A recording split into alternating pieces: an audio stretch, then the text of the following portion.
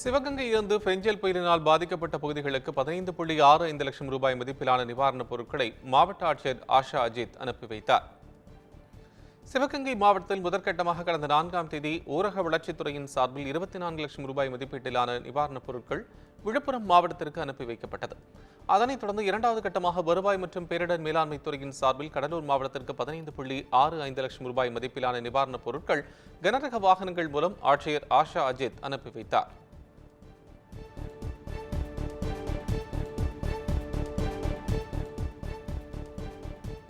நாகையில் குறுவை சாகுபடியில் ஏற்பட்ட நஷ்டத்தை ஈடு செய்யும் வகையில் தாளடி மகசூல் வேண்டி இயற்கையை வழிபட்டு விவசாயிகள் நேரடி நெல் விதைப்பு பணியில் ஈடுபட்டு வருகின்றனர்.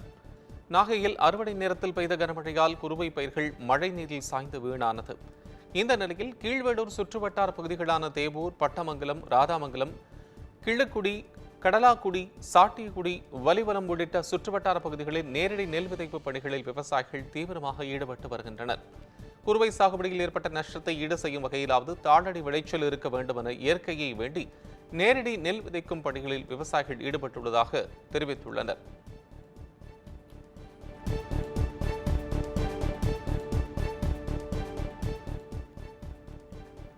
நாமக்கல் மாவட்டம் ராசிபுரம் சுற்றுவட்டார பகுதிகளில் அடர் பனிமூட்டத்தால் வாகன ஓட்டிகள் கடும் சிரமத்திற்கு உள்ளாகினர்.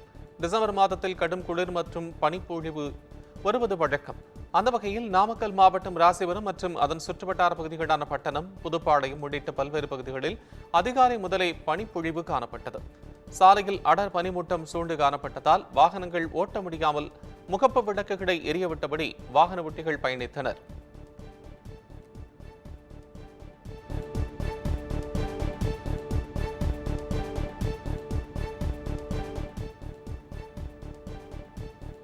பெஞ்சல் புயல் பாதிப்பால் விழுப்புரம் மாவட்டம் வி சாலையில் கிடந்த நிலையில் பறந்த தாவேக கொடி மாற்றப்பட்டு புதிய கொடி மீண்டும் ஏற்றப்பட்டுள்ளது.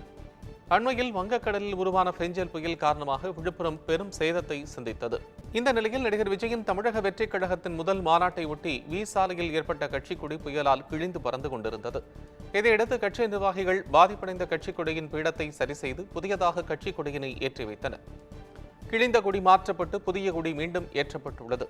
இது கட்சியினர் மத்தியில் மகிழ்ச்சியை ஏற்படுத்தியுள்ளது.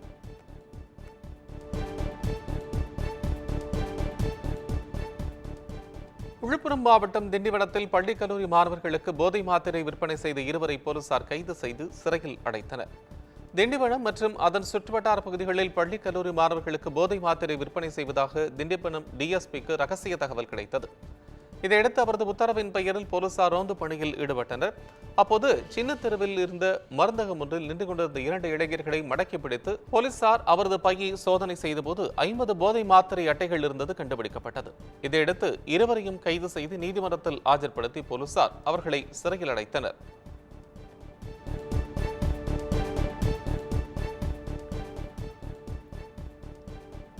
கன்னியாகுமரி மாவட்டம் கருங்கல் சார் பதிவாளரை பெட்ரோல் ஊற்றி எரிக்க முயன்ற நபரை போலீசார் கைது செய்துள்ளனர். சுண்டவளை பகுதியைச் சேர்ந்த ஜஸ்டஸ் மார்டின் என்பவர் புதிதாக வாங்கும் சொத்தை பதிவு செய்வதற்காக கருங்கல் சார் பதிவாளர் அலுவலகத்தில் விண்ணப்பித்திருந்த நிலையில் சார் பதிவாளர் பொறுப்பு அலுவலர் ஹரிஷ் ஹரன் அந்த சொத்தை பதிவு சட்டத்தின்படி பதிவு செய்ய முடியாது என மறுத்துள்ளார்.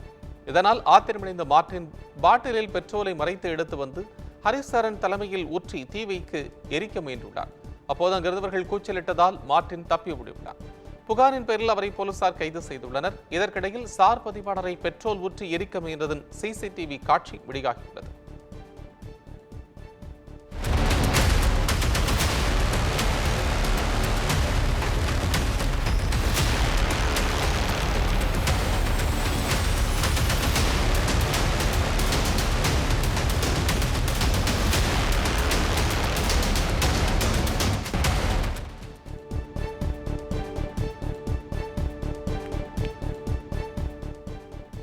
கார்த்திகை தீபத் திருவிழாவின் 3ஆம் நாள் வைபவத்தை ஒட்டி திருவண்ணாமலை அருணாச்சலேஸ்வரர் கோயில் வண்ண விளக்குகளால் அலங்கரிக்கப்பட்ட வாகனத்தில் பஞ்சமூர்த்திகள் எழுந்துருளினர்.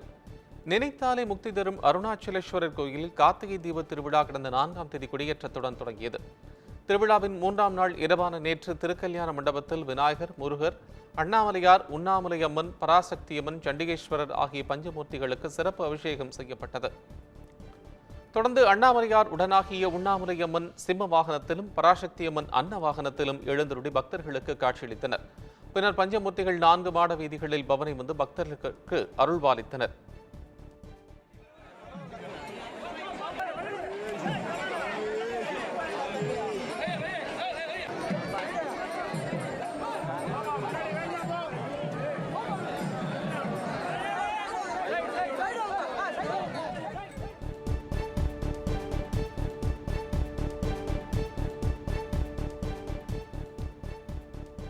திருவண்ணாமலையில் கார்த்திகை தீப திருவிழாவின் 4ஆம் நாள் காலை உற்சவத்தை ஒட்டி விநாயகர் பிரம்ம பல்லக்கு வாகனத்திலும் சந்திரசேகரர் நாக வாகனத்திலும் பக்தர்களுக்கு காட்சியளித்தனர்.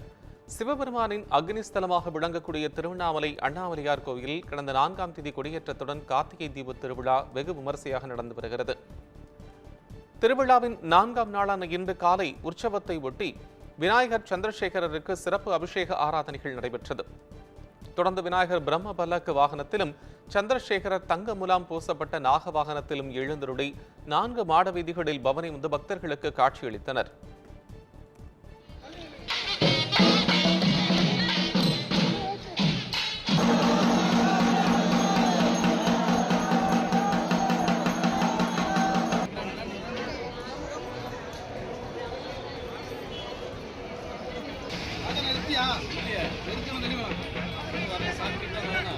Wow.